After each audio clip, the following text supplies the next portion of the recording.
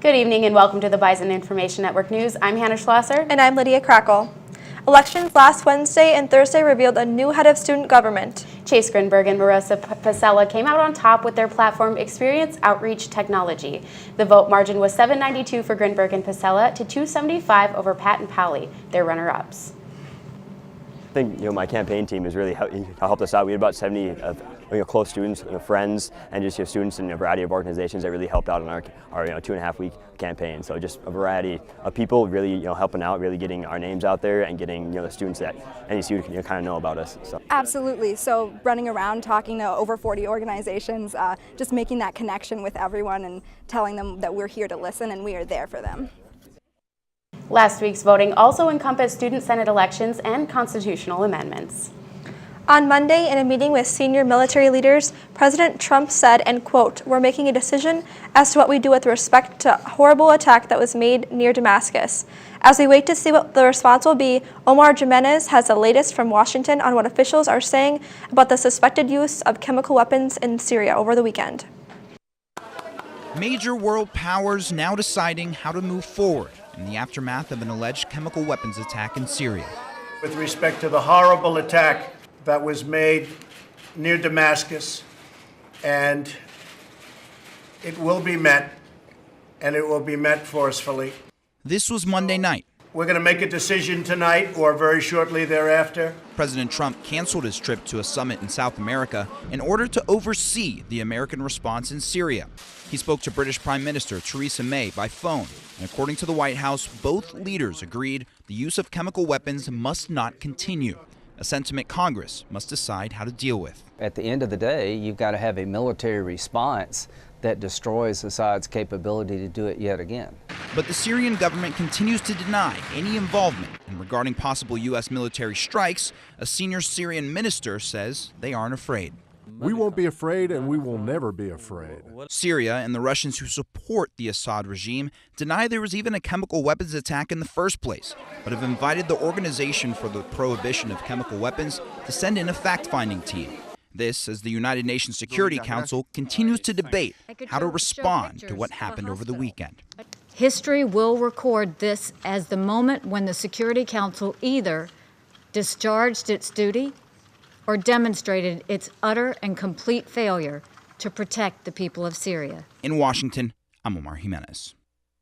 Next year, students will be seeing many changes when it comes to the cost of going to college. NDSU has approved a 4% increase on the current tuition cost to account for the changes in the cost of running the university. Another change that will be introduced next year is a tuition cap that starts at 13 credits instead of the 12 credit limit in the past years. However, under this new tuition change, students will no longer have to pay extra for online classes.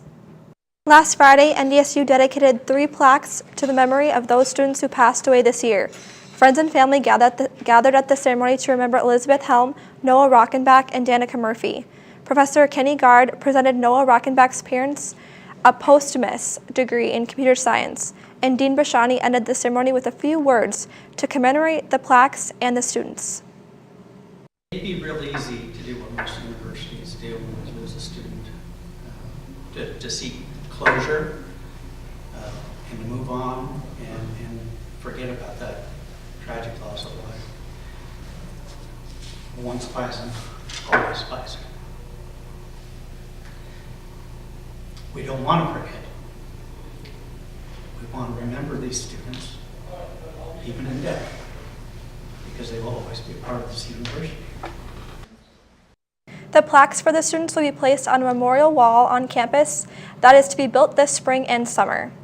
Facebook's founder and CEO, Mark Zuckerberg is back on Capitol Hill. He is testifying before a House panel to address transparency and how Facebook mishandled the data of tens of millions of users. Karen Kafa has more. It's clear now that we didn't do enough to prevent these tools from being used for harm. Round 2 for Mark Zuckerberg. We didn't take a broad enough view of our responsibility, and that was a big mistake. It was my mistake, and I'm sorry. Now facing House lawmakers, following up on many of the questions the Senate asked yesterday about how Facebook got into a crisis of confidence and a political controversy, and seeking more than just an apology. Mr. Zuckerberg, you talked about how positive and optimistic you are, and I'm I guess I'm sorry because I don't have much faith in corporate America. A big focus, the 2016 election and improper access to the data of as many as 87 million Facebook users by Cambridge Analytica, a political data firm connected to the Trump campaign. After we were slow to identify the Russian information operations in 2016, this has become a top priority for our company to prevent that from ever happening again. Facebook found out about the misuse in 2015, but didn't start notifying those users until this week. Zuckerberg revealing his own data was exposed as well, and promising lawmakers a more proactive approach to security. On Capitol Hill, I'm Karen Kafa. And now we go over to Jay Lenander for our weekend weather update. Jay? Well, the weather in this winter seems like it never will end, but coming up in the next week, we've got some good news for you. But first, this week, it's been more of the same. Today, it was snowing a little bit, precipitation only at 10%, humidity at 100% today with a high of 40 and a low of 29. And tomorrow, we're not going to see much of a change. It's going to stay about the same in terms of temperature. Precipitation will rise up to about 50%, humidity dropping to 39%, but wind speeds moving all the way up to 30 miles per hour. So we're going to see a pretty windy day tomorrow. But as we move into our 7-day forecast, as we see Thursday and Friday have been the per usual for this winter. However, we start to see things start to improve as the week moves on. As we see Saturday and Sunday and Monday start to warm up gradually as each day goes by, and by the middle of the next week, we will start to see high temperatures of 45 degrees, potentially maybe even hitting 50 by the end of the week. That's all we have for weather here today. Back to the desk. Thank you, Jay. Stay with us after the break for an inspiring story of a national wrestling champion, a sale at the bookstore, and an important week for research. When we come back. NDSU student athletes got a chance to hear from a Division I NCAA national champion who was born with one leg. Anthony Robles was a wrestler who started as a walk-on at Arizona State and won his championship match in 2010. In his speech, Robles shared his life story and reminded student athletes that if they wanted to excel at their sport, they had to put in lots of hard work and effort. He also shared that even though every sport is different, we all wrestle our own opponents in the form of challenges and difficulties. Currently, Robles is working on a documentary about his life story. As the school year is coming to an end, the NDSU bookstore is looking to downsize their inventory. From now until the end of the semester, the bookstore has herd shop items such as coffee mugs and sweatshirts on clearance. Everyone loves saving money, and if you're looking for some hip Bison swag, now is your opportunity to get some for a limited time at a discounted price. A distinguished NDSU professor has been inducted into the American Institute for Medical and Biological Engineering's College of Fellows. Kalpana Kadi is the graduate program coordinator for the Department of Civil and Environmental Engineering. Kadi was nominated for her contributions to science after engineering nanoclays for biomaterials. She also is a big promoter of women in science. Election to the College of Fellows is among the highest professional distinctions. Kadi was inducted along with 156 colleagues who make up the Institute's College of Fellows class of 2018. Undergraduate research happens at every discipline at NDSU and is varied as the students who conduct it.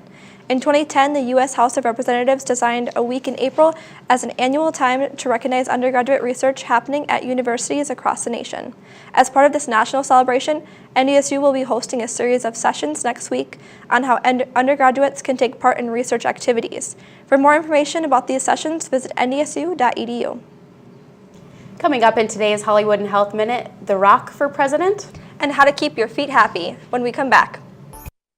You can nominate a star for the Hollywood Walk of Fame. David Daniel has details on that, plus a Mad Men star's new movie and whether a certain action star is running for president. Here's the Hollywood Minute. 2,000 years of revenge, vendetta, murder. Welcome to Beirut. Mad Men star John Hamm heads to the Mideast in Beirut. Hamm plays a jaded former diplomat called upon to defuse an explosive situation after an old friend is taken hostage in Lebanon. Beirut is now in theaters. Now that Tracy Morgan has joined the stars on the Hollywood Walk of Fame, who do you think should join him? The Hollywood Chamber of Commerce is now accepting nominations for the class of 2019.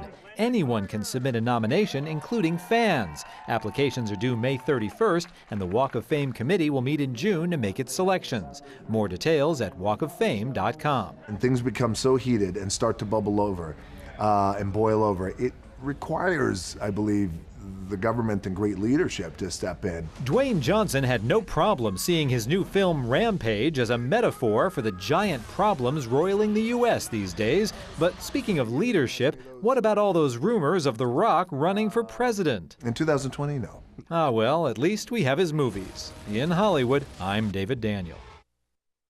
Don't take your feet for granted. They work hard and can tell you a lot more about your health than you may realize. Here's Mary Maloney with today's Health Minute. Healthy feet are happy feet. Comfortable shoes are important, but so are personal habits in order to avoid serious problems later, especially for those diagnosed with diabetes. The Centers for Disease Control and Prevention suggest seeing a podiatrist at least once a year. Some diabetics have a reduced blood flow to the legs and feet, which can make it difficult to recognize a problem. So don't smoke, or stop if you do. Smoking can reduce blood flow to the feet. Be active and maintain a healthy weight, but try and choose foot-friendly activities. The CDC also suggests being familiar with and recognizing the body's warning signs about potential health issues with the feet. Those may include tingling or burning, numbness, color and temperature change, leg pain, or cramping. See a doctor if you recognize these signs. For today's Health Minute, I'm Mary Maloney.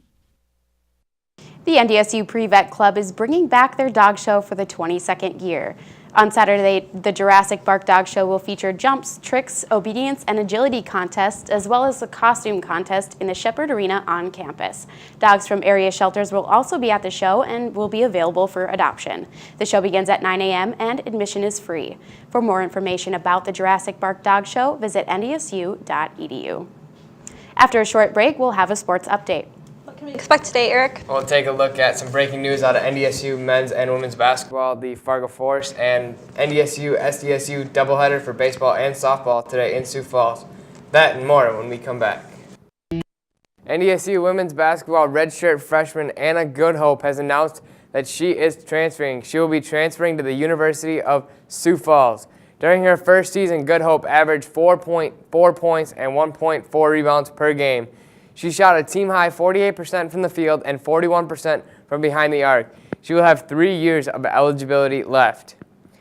North Dakota State men's basketball team knew that going into this offseason, they needed to add size.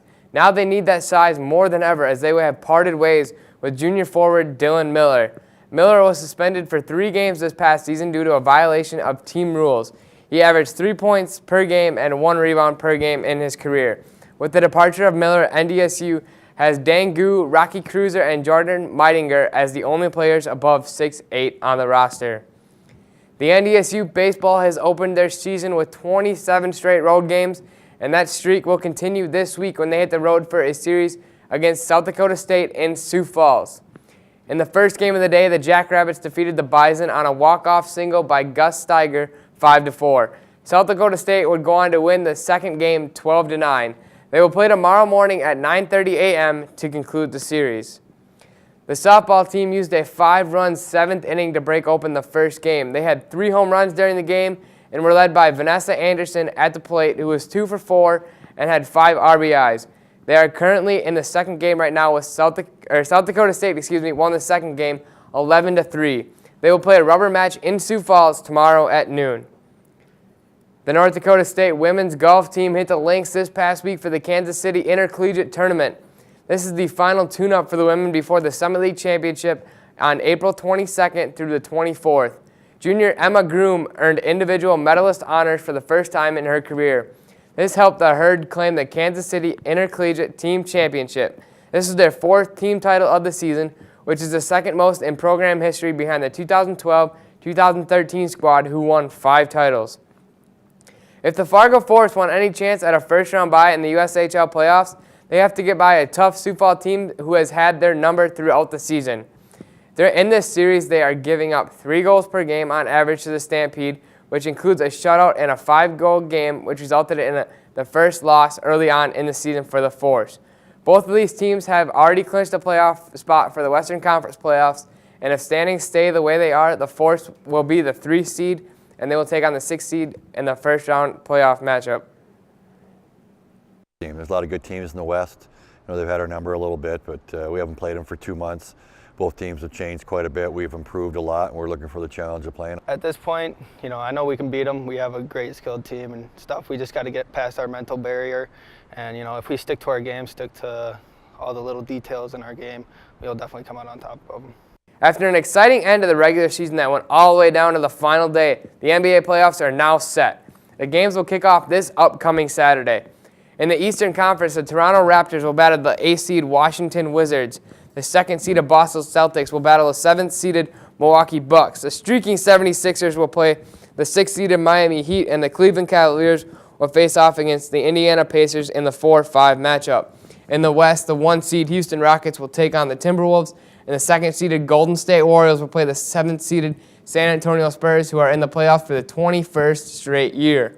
The 3-6 matchup features the Portland Trailblazers against the New Orleans Pelicans and the 4th seeded Oklahoma City Thunder against the 5th seeded Utah Jazz to round out the first round playoff matchup. And if you want to catch more about the NBA playoffs, you can go to our YouTube page on our X's and O's here with Jay Lenander and myself talking about the NBA playoffs.